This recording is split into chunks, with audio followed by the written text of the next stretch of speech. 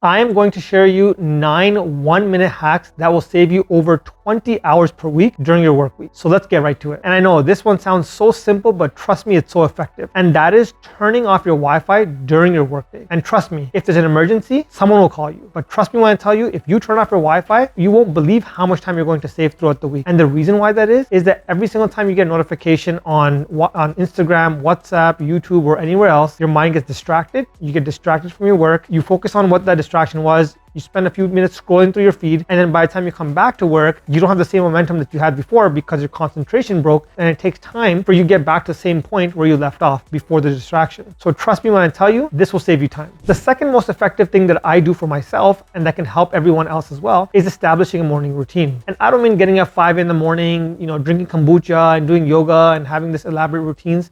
It's not about that, but find a routine that works for you and that helps you start your day on the right note. Typically for me, what happens is that when I wake up in the morning, I used to wake up around like 8:30 or 9 a.m. Now what I do is I wake up 45 minutes before that. And what I do during that time is I tackle a lot of the main pending things that I have that require a lot of concentration. And typically for me during the day, there's so many distractions that I need quiet time for myself. So that extra time that I have in the morning really helps me tackle a very important thing that needs a lot of concentration, or it helps me clear my mind because I go for a walk or do something else and I don't feel distracted throughout the day because I took some time for myself. So having a morning routine that works for you will do wonders as well. And point number 3 is something that I still struggle with to this day, but I'm working on it.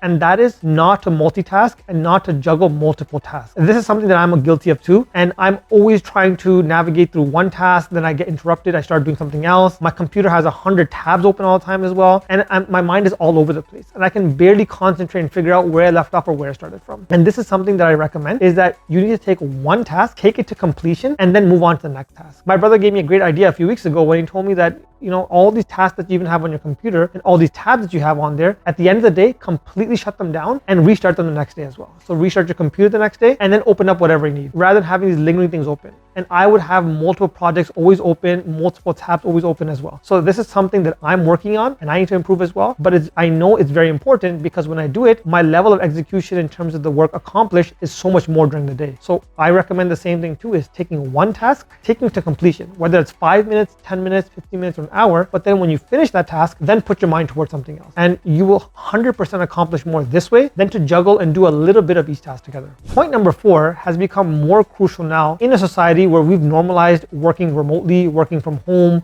and blending the home and office life.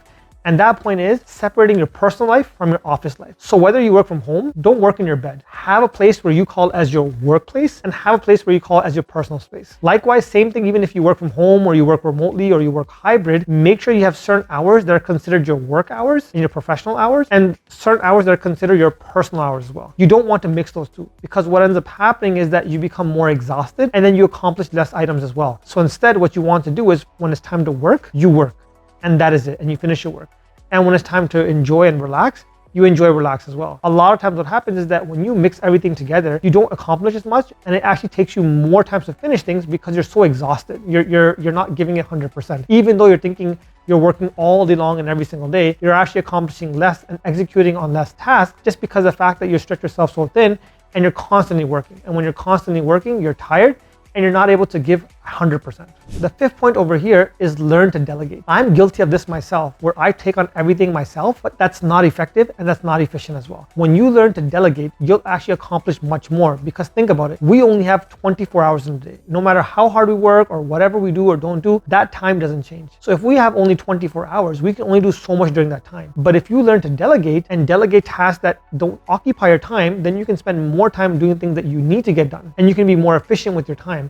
And then you can delegate other tasks to other people who can finish the work. And that will eventually help you end up saving time and putting your time where it matters the most in the most important tasks, as opposed to wasting time in just everyday tasks. The 6th hack for time management is learning what is important and what is not important. We all feel that every single task is necessary to be completed immediately because it's of utmost importance. But trust me when I tell you, that is not the case. You need to really sit down and whenever you have this opportunity to take a second for yourself and say, is this really necessary?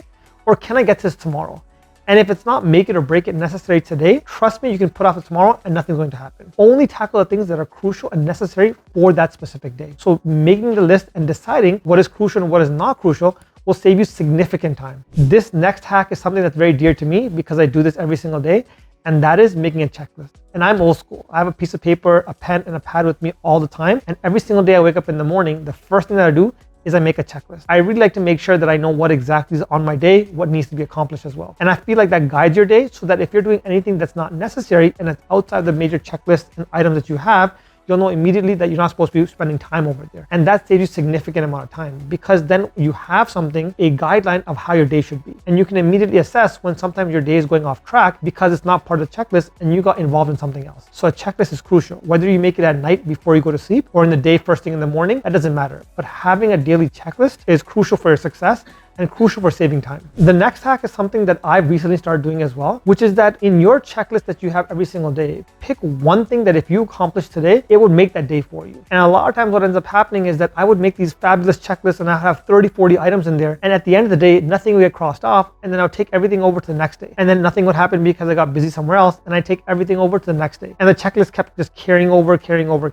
And that's when I realized is that I need to implement a policy where I need to make my checklist, but then also highlight that one thing that if nothing else gets accomplished today, that one thing will make me feel like my day was worth something. And when you do that, you'll always feel like you're moving the needle because you're working towards a larger goal. And when you're working towards a larger goal, that's going to be much more efficient in terms of how you manage your time, because you know you have to dedicate enough time during the day to ensure that you accomplish that major task. But if you don't do that, you're going to notice that you waste your time in all the different things that seem important, like checking your email and organizing your inbox and doing all the other things, when in fact not helping you further the goals that you have for yourself. I know you've probably heard of Parkinsons Law, so I'm probably not going to go into details, but it is effective for time management. What the law states in a short summary is that if you have 10 hours to do something, you'll take 10 hours and you'll do that and you'll fill that time up. But if you give yourself a deadline of 2 hours to accomplish a task, you'll do it in 2 hours as well. And basically what we do in our minds is that we fill up that time if we've given ourselves that extra time with extra work. But if you give yourself an artificial deadline of saying half an hour or 35 minutes or 40 minutes or an hour, you then cut out all the fluff and do what's necessary to finish that task as well. And this is something that I always tell people too, is that setting up artificial deadlines for yourself so that you'll force you to focus on what is necessary to move the rock and finish that task. Or else,